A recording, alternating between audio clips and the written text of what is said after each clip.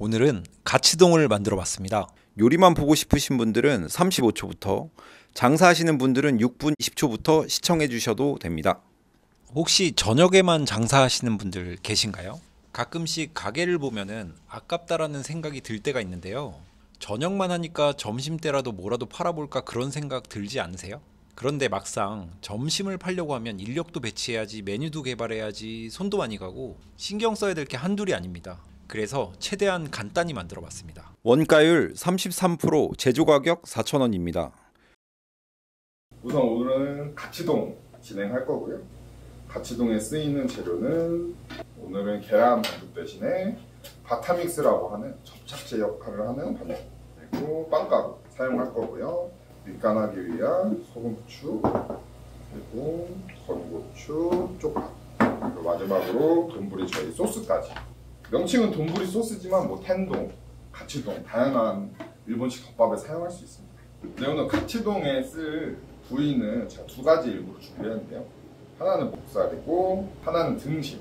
등심 같은 경우에는 돈가스에 가장 많이 쓰이는 부위로 담백한 맛도 있지만 사실은 가장 가성비가 좋아서, 그래서 상업용으로 쓰시기에는 이 등심을 가장 많이 쓰시는데, 손질을 하실 때는 위에 전체적으로 있는 근막 사이사이에 있는 이런 것들을 다 제거해서 사용해 주시면 되고, 보통은 손질하실 때 로스율 30%에서 40% 생각하시고 원가 잡아주시면 됩니다. 집에서 해 드실 때는 등심하고 안심 밖에서 많이 드셔보셨을 테니까 좀 특별하게 육향도 더 진하고 부드럽고 더 식감도 좋은 이 목살 사용하시면 좋습니다. 단가 같은 경우에는 등심보다 목살이 키로당 한 2,000원 정도 비싸다고 생각하시면 돼요. 네, 오늘은 그래서 가장 기본적인 등심으로 하는 돈가스, 가치동까지 진행하도록 하겠습니다. 한국식 돈가스랑 일본식 돈가스의 차이점은, 한국식 돈가스는 여기서 이제 망치 같은 걸 때려서 얇고 넓게, 일본식 같은 경우는 여기서 이런 식으로 칼집을 살짝씩 내서 바로 튀기고 있습니다. 튀기는 방법 같은 경우에는 한국식은 밀가루에 계란에 빵가루까지 묻혀서 밀개빵이라는 반죽법 사용하고 있는데, 계란을 묻혀서 튀기게 되면 튀김옷과 고기가 분리되는 현상이 많이 있습니다. 근데 제가 소개시켜드릴 이 바타믹스, 이 접착제 역할을 하는 반죽은 튀김옷 벗겨짐을 좀 방지시켜준다고 생각하시면 돼요. 그래서 일단 손질한 등심에 밑간 먼저 하겠습니다. 전체적으로 소금, 후추 밑간 해주시고요. 밑간한 고기를 반죽에 넣고 전체적으로 묻을 수 있게 해주시면 되는데, 살짝 털어주셔야 돼요. 이 상태로 빵가루에 들어가면 빵가루 뭉침이 많이 일어나서 이렇게 표면에만 흐를 수 있게 해주시면 돼요. 그리고 빵가루를 묻히시면 되는데, 꾹꾹 누른다기보다는 약간 안에서 공기를 좀 만들어줍니다. 살살. 여기서 또 팁을 드리자면, 일반 마트에서 파는 건식 빵가루보다는 냉동으로 유통이 되고 있는 습식 빵가루 사용하면 훨씬 더 바삭하게 드실 수 있고요. 만약에 빵가루가 없다 그러면 편의점에 파는 식빵 믹서기에 갈아서 바로 사용하시면 되고, 보고 계시는 빵가루도 제가 아침에 사온 식빵으로 믹서기로 갈아서 만든 거 해주시고, 톡톡 한번 털어주세요. 155도에서 7분 동안 튀긴 뒤 2-3분 정도 레스팅. 네, 소스를 만들어 볼 건데요. 소스는 물 100, 돈부리 소스 100g. 밥이랑 같이 먹는 거기 때문에 소스 자체는 살짝 간이 센 편입니다. 만약에 간이 너무 세시다고 하시면 1대 0.8 정도 해주시면 돼요. 여기에 건고추까지. 그리고 만약 야채를 드시고 싶다고 하시면 여기서 대파나 양파, 파 종류 넣으셔서 같이 끓여주시면서 소스 만들어주시면 돼요. 소스 자체가 완성도가 있는 소스이기 때문에 바로 끓여서 끓으면 계란 넣고 소스 마무리해주시고, 자글자글하게 끓으면 계란 넣어주시고, 노른자만 살짝 풀어주세요. 너무 많이 휘젓게 되면 소스 자체가 탁해져 버리니까 노른자만 터트린 후 한번 휘저어주시고 잔열로 부드럽게 익히시면 됩니다. 포인트는 센 불로 계속 가열을 하게 되면 계란이 단단해지고 흩어지는 현상이 있어서 최대한 잔열로 많이 휘젓지 않게, 소스가 탁해지지 않게 넣는 게 포인트입니다. 튀겨진 돈가스는 레스팅 2분 해주시면 되고요. 레스팅 2분.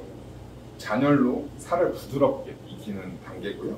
육즙을 한 곳에 모아 먹었을 때 훨씬 더 육즙을 느낄 수 있게 하는 작업 중 하나입니다.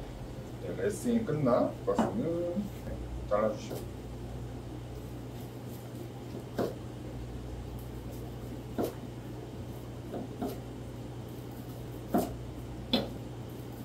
살짝 했을 때 육즙이씩 나오는 게 보이시죠? 이런 식으로. 그래서 밥 위에 올려주시고 바르겠습니다.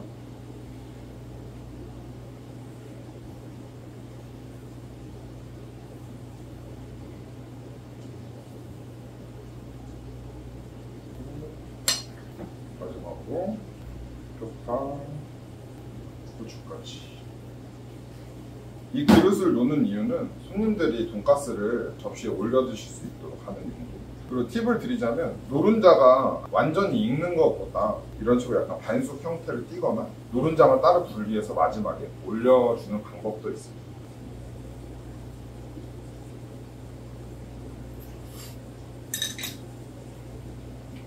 맛있다.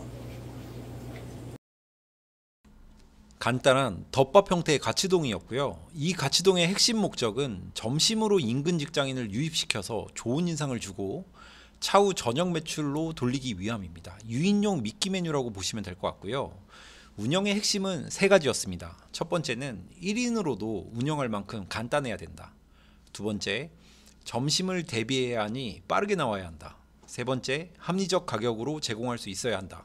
실행해야 하는 매장은 임대료가 비교적 많이 나오는 직장인 근무지 근처 이자카야 술집이 좋습니다. 다찌가 있다면 더더욱 좋겠죠. 임대료가 많이 나온다라는 거는 유동인구가 어느 정도 있다라는 거겠죠. 1층이면 더더욱 좋습니다. 이런 상권에서는 직장인이 갈 곳이 많습니다. 경쟁업체가 많기 때문에 매장에 방문해서 좋은 이미지를 주는 것 하나만으로도 차후 고객의 방문을 유도하는 하나의 전략이 됩니다. 이 가치동을 팔면서 자연스럽게 저녁 메뉴를 노출해 보세요. 당장의 효과는 없더라도 합리적 가격에 가치동이 제공되었다면 한 팀이라도 저녁에 더 받을 수 있습니다. 얼굴을 알리고 메뉴를 알리고 가게를 알림으로써 자연스러운 매장 노출이 됩니다. 혹시 점심 매장으로 오히려 낙인 찍혀서 저녁에 안 올 수 있지 않을까 생각하실 수도 있는데요. 실제 몇 개의 다매장을 그런 형태로 운영해 봤을 때 점심 판매로 인해 저녁 매출이 하락하는 경우는 없었습니다. 오히려 반대로 늦은 점심으로 인하여 고객이 차 있는 효과를 줘가지고 저녁 매출 시작이 빨라지는 경험을 했습니다. 손님이 차 있는 곳은 더 빨리 차는 원리겠죠. 자, 반대로 주의할 점입니다. 최소 사장님이 직접 하시거나 관리자급이 운영하셔야 합니다. 점심에 능동적으로 대응하셔야 되고 브레이크가 없어야 되는 상황이 나올 수도 있습니다. 점심에 대응이 안 된다면 오히려 저녁 유인에 부정적인 효과를 가져올 수 있습니다. 그래서 직원보다는 사장님이 직접 운영하시는 걸 추천드립니다. 오늘 이상 미끼 메뉴 가치동이었습니다. 우리 장사가 더 잘 되는 그날까지 화이팅입니다. 화이팅!